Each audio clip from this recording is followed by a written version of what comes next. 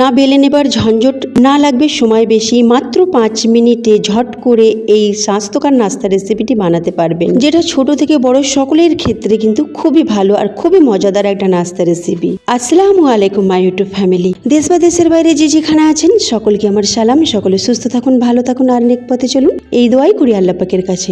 আর আপনারাও আমাদের জন্য দোয়া করবেন, আমরা যেন সুস্থ সবল থাকতে পারি আর নেক পথে চলতে পারি। ফ্রেন্ডস, আজকে খুবই কম সময় আর ঝট করে একটা দারুণ নাস্তা রেসিপি নিয়ে এসেছি, যেটা আপনারা বাচ্চাদের টিফিনে বানাতে পারেন বা সকালের নাস্তায় বা ডিনারে। চলুন শুরু করি। বিসমিল্লাহির রহমানির রহিম। এখানে দুটি সিদ্ধ মাঝারি সাইজের আলু, যেটাকে ভালো করে ম্যাশ করে নিয়েছি। তারপরে আমি সুজি ভিজিয়ে রেখেছিলাম আগে থেকে 200 গ্রাম, সেটাকে আলুর সাথে মিশিয়ে দেব। সুজির বদলে আপনারা চালের আটা দিতে পারেন, বাড়িতে যেটা থাকবে সেটাই দেবেন, সুজি বা চালের আটা। তবে আমি রেকমেন্ড করব আপনাদেরকে সুজি দেবেন, কারণ ডাক্তাররা আজকাল সুজি রিকমেন্ড করছে, কারণ সুজি খুবই একটা হেলদি খাবার। তাই ময়দা না ব্যবহার করে যদি সুজি আপনারা খাওয়ান, বাচ্চাদের ক্ষেত্রে খুবই ভালো আর বড়দের ক্ষেত্রেও ভালো। তাই চেষ্টা করবেন সুজি দিয়ে নানান ধরনের রেসিপি বানানো।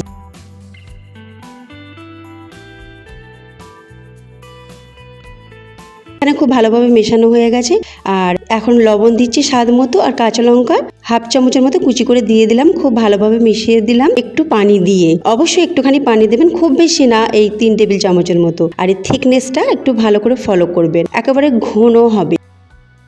আর এটা হাতের সাহায্যেই করব। প্রথমে একটা পাত্র বসিয়ে নিয়েছি, যেটাকে খুব ভালোভাবে গরম করে নিয়েছি। তারপরে মাঝারি আছে আমি পরিমাণ মতো দিয়ে হাতের সাহায্যে এইভাবে বড় করে নিয়েছি। আর হাতটাকে একটু পানিতে ডিপ করে নেবেন।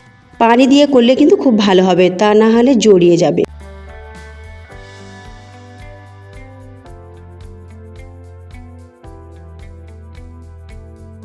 তারপরে বড় করার পর 2 চামচ চারিদিকে তেল দিয়ে দিলাম, আর এইভাবে নাড়াচাড়া করে নিয়ে তারপরে উল্টে দেব।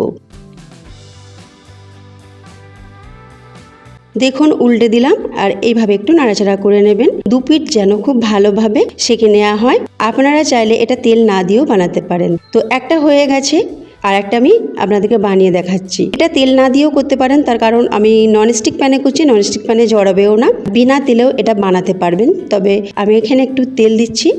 আপনারা আপনাদের পছন্দ মতো বানিয়ে নেবেন। আর কেমন করে বানাচ্ছি একটু ভালো করে ফলো করুন। এইভাবে তেল দিয়ে নাড়াচাড়া করে 2 পিঠ ভালো করে ভেজে নিয়ে তুলে নেব।